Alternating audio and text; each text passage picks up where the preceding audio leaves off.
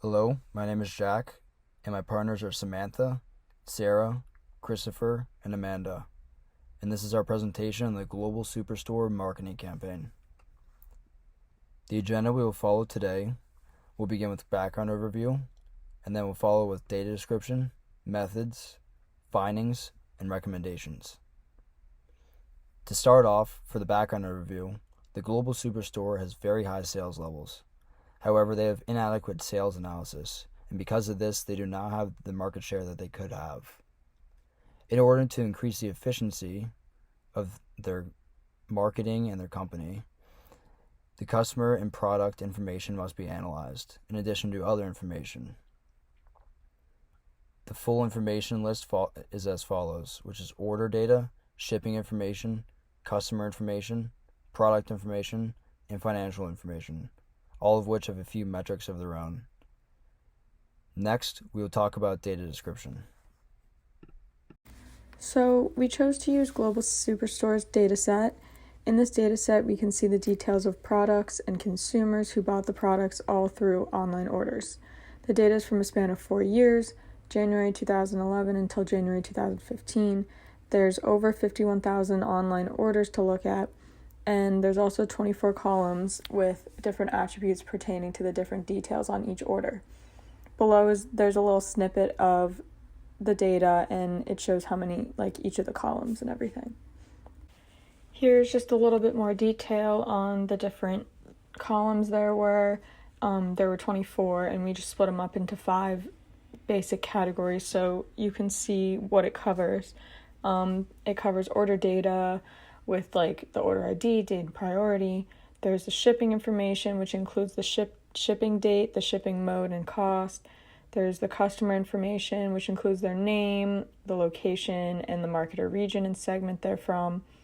And then there's product information, such as the name of the product and then the category and subcategory. So, for example, if it's in the category of technology and then the exact subcategory, like if it was a phone or a copier. And then there's the financial information, which includes the sales and discount and profit and anything money related in that category. Next, we will be going through the methods of our analysis. With our methods, we wanted to use a combination of descriptive, predictive, and prescriptive analysis, and we had a couple different methods we put into use. First, we used Tableau to really understand and describe our data set. We compared different variables to be able to manipulate product sales and visualize different trends in our data across categories or regions. To do this, we focused on the current sales, comparing them to different regions, countries, and of course, product categories. Down below, you can specifically see how we were able to show the quantity of products sold and total sales across regions and categories. In this example, you can see for the quantity of products sold, office supplies leads the way across many regions, and furniture and technology follow behind. However, when compared to total sales, you can see furniture and technology lead sales over office supplies in APAC and have similar sales across many other different regions. This is exactly why we use Tableau to see the different trends from not only just the amount of products sold, but for total sales, as they can easily differ. Next, our main method of analysis was our market basket analysis. With this, we performed descriptive analysis to understand the data set further through the buying history of the company's customers. With this analysis, we focused on order ID, product ID, quantity, and sales in the data set. We wanted to truly gain insight into this area of the data. Therefore, we could determine product relationships and which products were frequently bought together. This way, we could put to use our predictive and prescriptive analysis by predicting future customers' buying behavior and then recommend changes to the company. Through these recommended changes, we of course hope that with the current product relationships, we could increase the revenues and the profits of the company. Next, I'll turn it over to Amanda, who will go over our findings. To begin going over our findings, I first want to discuss the objectives of our analysis. We want to help the global superstore increase revenues by creating effective marketing campaigns that bundle complementary products that appeal to the largest consumer base. As Chris mentioned, we base these bundles off of the market basket analysis performed in RapidMiner to find these more frequently purchased pairs. For the marketing campaign, we want to focus on the 4 largest markets by sales volume when determining where to invest the money for these campaigns that would produce the greatest results. Through Tableau, we determined that the 4 largest markets are the Asian Pacific market, or APAC, the Latin American market, the US market, and finally the EU market. We also decided to narrow down the scope of our market basket analysis to only be based on 2014 order information. This is to stay up to date on what current day consumers are purchasing and which bundles would appeal to them most.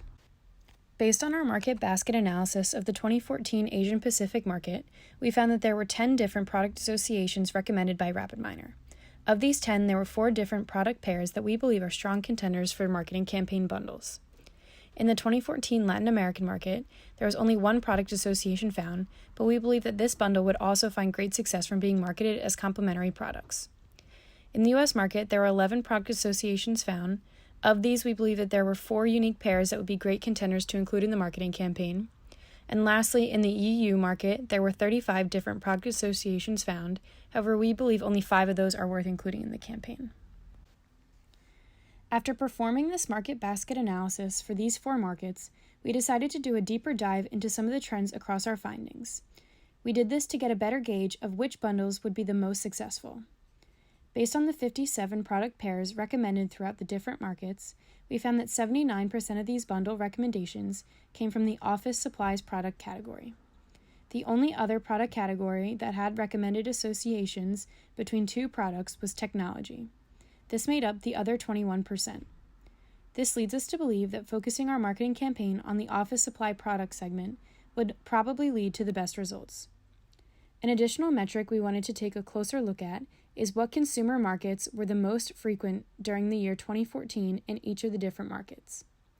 From our analysis in Tableau, we determined that the consumer customer segment is responsible for 51% of the total sales made in the year. This is followed by the corporate customer segment at 30% and the home office customer segment at 19%.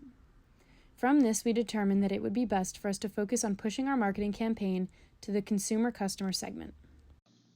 Overall, based on our analyses, we found that office supplies should be a large focus going forward for production and distribution. When compared with technology, office supplies proved to have an extensively larger global footprint. Although many companies are investing in technology to advance their operation, we've found that many organizations are still choosing to purchase traditional office products. We plan to organize marketing campaigns around this focus to solidify its importance within organizations. We also recommend having a segmented global approach. We have found that different regions have different associated products. Looking into these areas more in depth when making critical buying and supplying decisions will allow for adaptability for our company and allow product development to be consistently evolving. Specifically, we would create 1 to 2 bundle options for our 4 largest markets. These bundling options will be based on associated recommended products and would help maintain control and organization between the markets. We also think this bundling option will be an effective way of establishing historical data for these regions and products, which will assist with future trend analysis and long-term objectives. After analyzing all of the potential bundles that could be created for each market, we have decided that these 6 would be great choices for the marketing campaigns. In the Asian Pacific market, we wanted to create bundles aimed at the consumer customer base. By bundling Wilson Jones whole reinforcements with Hewlett personal copiers, we could appeal to a base of working individuals or students. We could even rope in hole punchers or binders to really tie everything together and appeal even more to the customers. Also in this market, we could bundle Sanford watercolor markers with Fisker scissors as part of a back-to-school promotion. In the Latin American market, we could create a marketing campaign based around organization by bundling Brother fax machines and Advantis paperclips. We could continue this idea of a campaign based around organization in the US market by bundling the ACO Prestex data binder with the 10X file box. Lastly, there are 2 great bundle options for the EU market. We could appeal again to students with a back-to-school promotion of bundling Sanford Easy Erase highlighters with Sanford watercolor markers. The other bundle option could be more focused on working professionals who are more involved with technology by bundling a Logitech flash drive with an Enermax numeric keypad. We believe that all of these bundles would help increase sales and revenues for the Global Superstore. We would like to take this time to thank you for listening to our presentation. We believe that through this market basket analysis and product bundle recommendations, we will be able to create effective marketing campaigns for the 4 largest markets that will provide value to the Global Superstore by increasing sales and revenues. If you have any questions, please let us know. Thank you again.